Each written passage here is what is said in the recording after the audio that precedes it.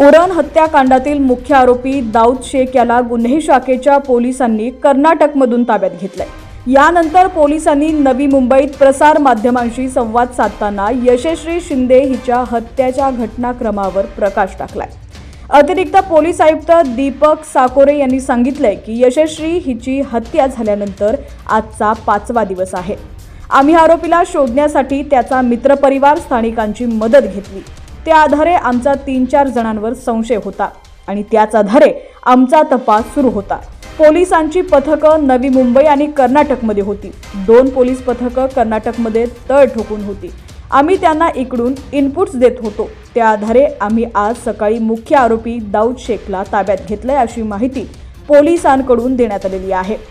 बातमी आपण पुढे पाहूयात संपूर्ण। त्याआधी तुम्ही HPN मराठी न्यूज चॅनल पहिल्यांदाच पाहत असाल आणि अजूनही चॅनलला सबस्क्राइब केलं नसेल तर नक्की सबस्क्राइब करा आणि बेल आयकॉनवर क्लिक करून नोटिफिकेशन्स मिळवा, जेणेकरून आमचे अपडेट्स लवकरात लवकर तुमच्यापर्यंत पोहोचतील। तर यशश्री शिंदे हिच्या हत्येनंतर आम्हाला दाऊद शेख याचे नेमके लोकेशन सापडत नव्हतं। तो कर्नाटकमध्ये राहतो एवढीच माहिती आमच्याकडे होती। त्या आधारे आम्ही दाऊद शेखच्या नातेवाईकांपर्यंत पोहोचलो। दाऊदच्या एका मित्रानं दिलेल्या माहितीच्या आधारे आम्ही कर्नाटकमधील अल्लर गावातून त्याला ताब्यात घेतलं असं पोलिसांनी सांगितलंय। या प्रकरणातील मोहसिन हा संशयितही यशस्वीच्या संपर्कात होता। आम्ही त्याची देखील चौकशी केल्याचं पोलिसांनी सांगितलंय। या प्रकरणात 3-4 संशयित होते। आम्हाला कोणताही अँगल सोडायचा नव्हता असं देखील पोलीस म्हणाले। यशश्री हिच्या हत्या केल्याची कबुली दाऊद शेख यानं दिल्याचं पोलिसांकडून सांगण्यात आलंय। आम्ही कर्नाटकमधून दाऊद शेखला ताब्यात घेतलं तेव्हा त्याची चौकशी केली। त्यावेळी दाऊदने यशस्वीची हत्या केल्याची कबुली दिली आहे। यशस्वी शिंदे आणि दाऊद शेख यांची पूर्वी ओळख होती। मध्यंतरी 3-4 वर्ष ते संपर्कात नव्हते, त्यामुळेच दाऊदने तिची हत्या केली असावी। आमची चौकशी अद्याप पूर्ण झालेली नाही। इतक्यात कोणताही निकष काढता येणार नाही अशी पुष्टी यावेळी पोलिसांनी जोडली।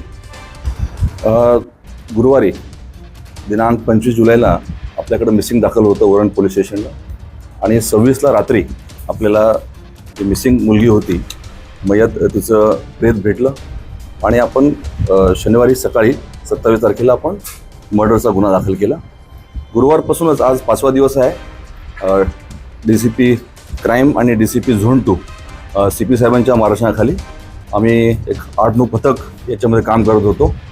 मग बरेच इंट्रोगेशनमध्ये नातेवाईकांच्या मित्रपरिवार स्थानिक आणि आमच्या टेक्निकल ॲनालिसिसमध्ये आम्ही 2-3 सस्पेक्ट शॉर्टलिस्ट केले होते, स्पॉट केले होते। त्याकरता पथक आपलं नवी मुंबई तसेच कर्नाटक या ठिकाणी दोन्ही ठिकाणी पाठवण्यात आले होते आणि 2 पथक आपले मागील 5 दिवस त्या ठिकाणी कॅम्प करून होतं आणि इथून आपण जे काही इनपुट्स आपल्याला मिळत होते ते आम्ही त्या पथकांना देत होतो।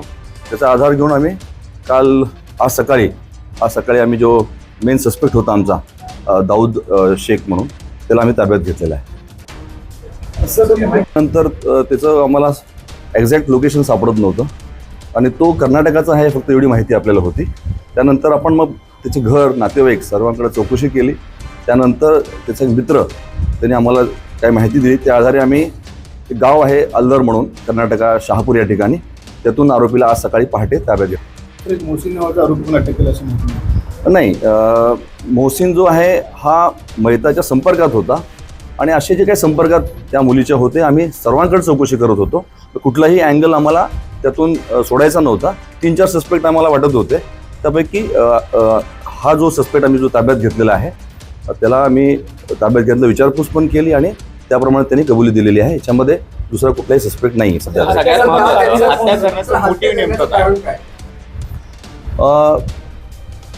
आपल्याला माहीत असेल की मयत आणि यांच्यात ओळख होती, मैत्री होती आणि मागील 3-4 वर्ष मयत जी आहे ह्या मुलाच्या संपर्कात नव्हती आणि असं वाटतंय की त्याच्यातूनच त्यांनी केलेलं आहे। 2019ला जो पॉक्सोचा गुन्हा आरोपीवरती दाखल झालेला होता आणि त्यानंतर त्याला तुरुंगात जावं लागलं होतं, त्याच्यात रागातून हे कृत्य त्याने केलेलं आहे असं वाटतंय। अजून पूर्ण इंट्रोगेशन झालेलं नाही आहे, असं सांगणं फार लवकर जलद होईल, तर वेळ लागेल। इंट्रोगेशन केल्यानंतर ह्या गोष्टी